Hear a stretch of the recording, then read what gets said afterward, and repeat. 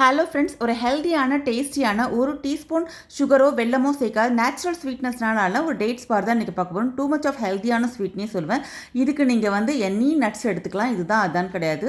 அதே மாதிரி any kind of சீட்ஸும் நீங்கள் எடுத்துக்கலாம். என்னை பொறுத்த வரைக்கும் நட்ஸை விட சீட்ஸ் ஆட் பண்ணிக்கோங்க. ஏன்னா நட்ஸ் கூட பசங்க சாப்பிட்றவங்க சீட்ஸ் தான் சாப்பிட மாட்டாங்க. ஸோ அதை கூடுதலாக சேர்த்துக்கலாம். ஒரு அடிகனமான வாழனியில் நெய் விட்டுருக்கேன். இது கூட வந்து பாதாம், பூசணி விதைகள், சன்ஃப்ளவர் சீட்ஸ், முந்திரி, வேர்க்கடலை, ஏலக்காய், திராட்சையை மட்டும் நீங்கள் கடைசியாக ஆட் பண்ணிக்கோங்க. இதில் வந்து வறுத்த எள், வறுக்காத எள், எந்த எள் வேணால் நீங்கள் யூஸ் பண்ணிக்கலாம். அதே மாதிரி கருப்பு எள், வெள்ளை எள் எது வேணால் நீங்கள் யூஸ் பண்ணிக்கலாம். கூடவே இது கூட வந்து பொட்டுக்கடலை ஆட் பண்ணிக்கோங்க. ஃப்ளாக் சீட்ஸ், ஆளி விதையும் நீங்கள் ஆட் பண்ணிக்கோங்க. வால்நட்ஸ், எது வேணுமோ நீங்கள் எல்லாமே இதில் ஆட் பண்ணிக்கலாம். எல்லாமே ஈக்குவல் குவான்டிட்டியில் எடுத்துக்கோங்க. ஸோ இந்த மாதிரி எல்லாத்தையும் வறுத்து எடுத்து ஒரு தட்டில் வச்சு ஆற வச்சிடலாம். இப்போ ஆறின நட்ஸ் அண்ட் சீட்ஸை ஒரு மிக்ஸி ஜாரில் சேர்த்து நல்லா ஃபைன் பவுடராக இல்லாமல் கோஸாக பொடிச்சு எடுத்துக்கோங்க.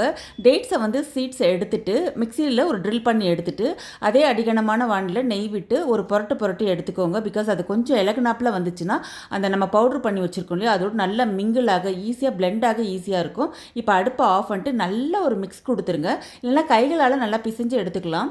இப்போ வந்து உங்களுக்கு எந்த ஷேப்பில் வேணுமோ அந்த மாதிரி எடுத்துக்கலாம். ஃபைனல் டச்சாக நான் வந்து ஸ்வீட்னஸ்க்காக தேன் சேர்த்துருக்கேன். இது ஆப்ஷன் தான். பட் தேன் சேர்த்திங்கன்னா இன்னுமே ஹெல்த்தியாக இருக்கும்.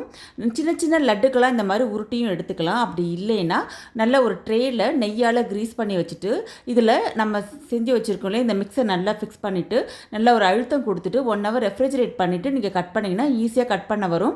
இந்த மாதிரி லட்டுக்கெல்லாம் செஞ்சதை இல்லை பீஸ் பாராக செஞ்சதை வந்து நீங்கள் ஏர்டைட் கண்டெய்னரில் ஒரு கிளாஸ் கண்டெய்னரில் ஸ்டோர் பண்ணிங்கன்னா மோர் தென் 20 days வரைக்கும் சூப்பராக இருக்கும்.